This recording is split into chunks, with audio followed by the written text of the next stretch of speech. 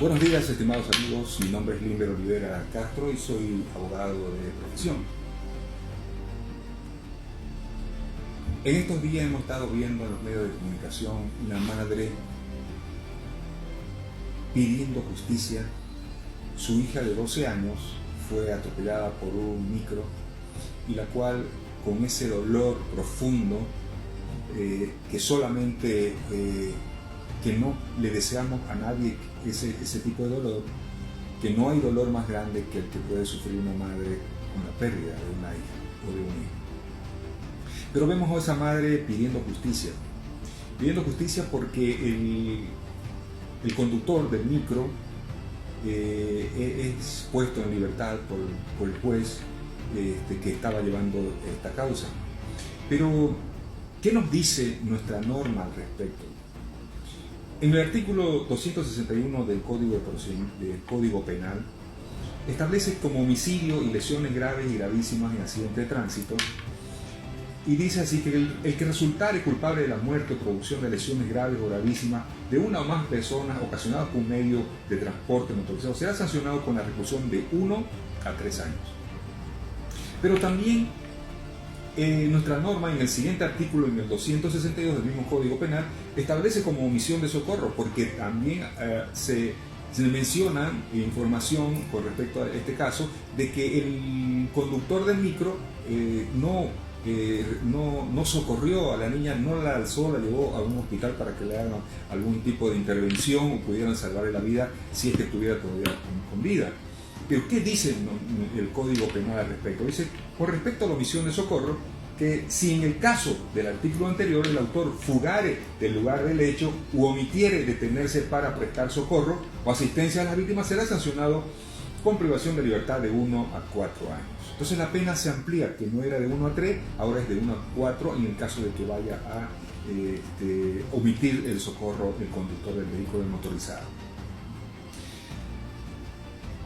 Ante este escenario, el fiscal que estaba llevando el caso tiene que 24 horas para colocar a la persona, al imputado en este caso, con una acusación previa del conductor ante un juez cautelar. El juez cautelar tiene que tomar una decisión en base a la documentación y en base a ciertos requisitos que establece la norma para definir si esta persona se va a defender en libertad durante el tiempo que dure todo el proceso, o si debe guardar detención preventiva en el penal de Palmasola. ¿Qué dice la norma? Dice así en el artículo 133, con respecto a los requisitos para la detención preventiva de nuestro Código de Procedimiento Penal. Dice, realizada la imputación formal, que es la acusación provisional que hace el fiscal, el juez podrá ordenar la detención preventiva del imputado.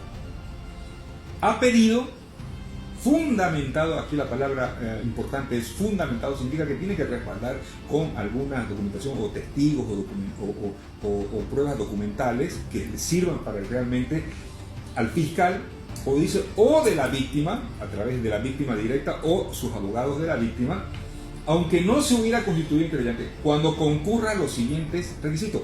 Deben concurrir 2 requisitos para que se establezca la detención preventiva.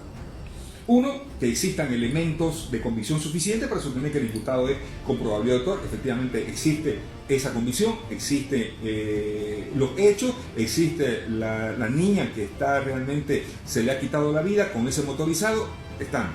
Pero el segundo requisito que debe cumplirse es que la existencia de elementos de convicción suficientes de que el imputado no se someterá al proceso o obstaculizará la averiguación de la verdad.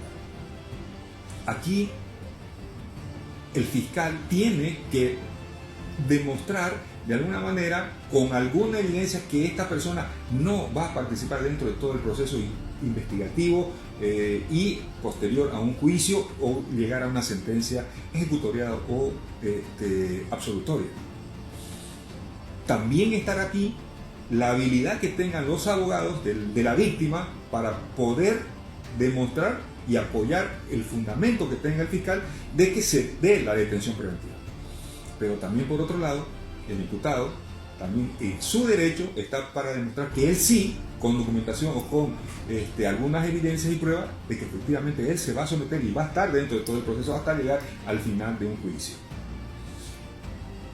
Este es el escenario en el cual la juez tuvo que tomar en cuenta que se cumplen estos dos requisitos para establecer su decisión, para fundamentar su decisión de que esta persona deba estar en libertad dentro de todo el proceso o vaya a esperar, digamos, estar dentro de todo la fase que va a llevarse a cabo, como es la fase una preparatoria, un juicio y al final una sentencia condenatoria o absolutoria.